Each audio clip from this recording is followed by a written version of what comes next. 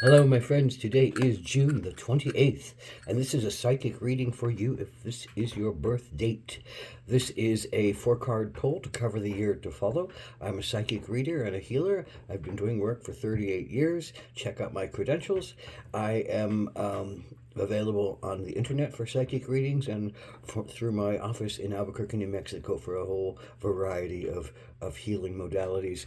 4 card pull for the year to follow, 7 to 10 minutes approximately. A lens card for the year to look at a challenge you might face this year, an action you can take to stay in balance, and an outcome or synopsis card.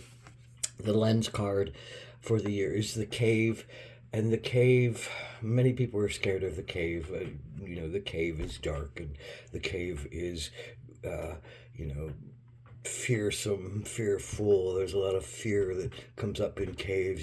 For some people, they're a place of peace. For most people, they're a place of, oh my God, what's in here? And I can't stand to be with myself and not be able to see what's going on around me. I don't understand. I don't trust. I don't, you get bound up and worried and frightened and terrified of caves. But, gurus say that the cave sits in the heart, and that the heart is a cave, and in that heart of the cave you find forgiveness, and in the heart of the cave you find understanding and compassion. So the cave is a necessary journey for most of us to make. We have to go into the cave. We have to go into our feelings, in essence. The place where you can't see is the place where you have to feel, and you have to trust your other senses. You have to trust your hearing. You have to trust your smell. You have to trust your body sense of everything's okay, and you don't have to worry.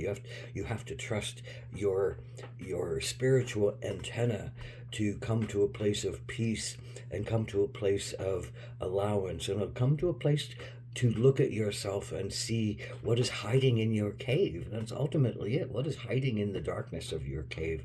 Can you learn to welcome it and not fear it, and listen to it and sit quietly with it in the cave of your heart, and come to a better understanding of what rules you on some levels. Your fears rule you. They rule all of us until we learn how to not let our fears rule us, and then we make new decisions about how to go about keeping that fear at bay, and not letting it rule us, but understanding that sometimes fear is very important to keep us safe and in our bodies, but a lot of the times we give a lot of fear over to our projections and our prejudices, and our words that we frame about our reality, which can just keep repeating the same words, putting out that draws in the same responses from the universe toward our fears, to make us look at our fears.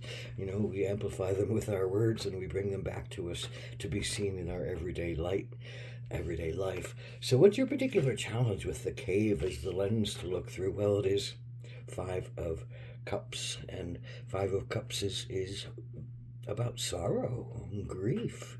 Look, the person is walking away from 3 cups that are spilled, but they're not walking toward the water, and they're not walking toward the other cups that are on the other side that still hold some promise. They're walking away from all of it and kind of going into hiding and going into cloistering, but not necessarily looking at themselves, just sitting in their pain and not allowing themselves to cross the water, which means to grieve and go to the next thing. So this is often a call to grieve, to cry for what you didn't get, to cry for what is no longer there, to cry for what you will miss, to cry for connections that emotionally supported you but no longer can be there to support you. Now, is this a lover? Is this a business? Is this a friend? Is this some part of your own abilities, and in your body and your own abilities?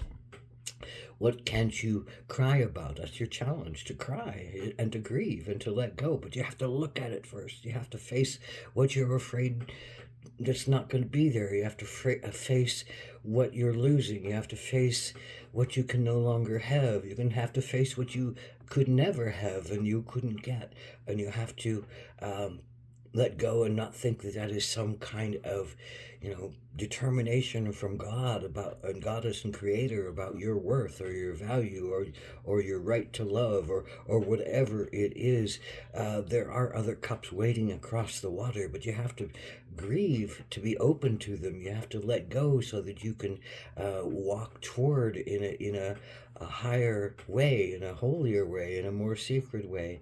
And it's on some levels, the action to take the dog is loyalty, and this is about loyalty to yourself and loyalty to, I think, on some level, your friends. Maybe you've lost a friend, and I don't think your friend would really want you, or your lover, or whoever is that person or that energy that is no longer there, would want you to deny yourself, would want you to be put yourself in more pain, would want you to hold yourself away and shut yourself off and not be open to your fullest. Because if they were your friend, then they loved you and they want you to do the best you can. So you have to want that for yourself. You have to be loyal to yourself, loyal to your highest self, loyal to your inner child that might feel wounded, loyal to your adult sense of yourself that might feel without and a lack of and abandoned and unworthy and in pain and there's a lot of different fears that can come up. So you have to face those with a sense of loyalty. And I think going into the cave has to be a sense of loyalty to yourself, a willingness to go into the dark places in yourself, a willingness to go into what is really driving you to be in such, I think, despair on some levels, but an unwillingness in your despair to really cry and grieve. There's another way to do healing work around this, and that is to try to let yourself laugh. And it's hard when you're, in pain to let yourself laugh, but, maybe the loyalty to yourself is to climb to a higher realm and look at things from a higher vantage point and learn how to laugh and to cry, so that energy in the heart can be released and you can be free again. And I think, the cave in the heart is really indicative of when can you free yourself from the restrictions, the bindings, the pain that you call to yourself this year and you can't seem to let go of, because you can't cross over the water and cry, and you can't look for the next bright thing that's coming along because you're sitting in this sorrow. And you're challenged by the sorrow. So be loyal to yourself. Sit with the sorrow. Sit with the sorrow. Sit with your pain. Open to your sorrow. Open to your grief. Allow yourself to cry deeply. Allow yourself to mourn the loss of what you didn't have. Like the animals, who get nearly eaten by another animal, and if they are managed to live and they're able to, they shake themselves out completely of what trauma that they have, and they because they know they can't go on with that trauma in their mind, because they're going to be afraid to do anything. If you're always worried about the wolf or the cat or the other being owl flying in that's going to eat you, you have to let go and you have to surrender and you have to be open to the next thing. And it's not about hurting the feelings of someone you loved and lost. It is about honoring yourself in your process and saying, grief is good. There's a time for grief. There's a season for grief. And then there's a season for moving on. And I have to do the season of grief right now and be loyal to myself and take care of myself and go into the cave of my remembrance and go into the cave of my fear and do some healing work and tell the truth to myself. The final card or synopsis card. Tell the truth to myself about what I'm afraid of. What do I hate losing? What do I hate not getting? What do I hate now missing? What have I defined myself so closely to that I can't let life change, like life has to change. Everything has to die. Everything has to be, reborn. Everything has to go through its cycles of death and rebirth, friendships, loves, connections, beingness, living in a body, living on this earth. It all has to go through its changes. And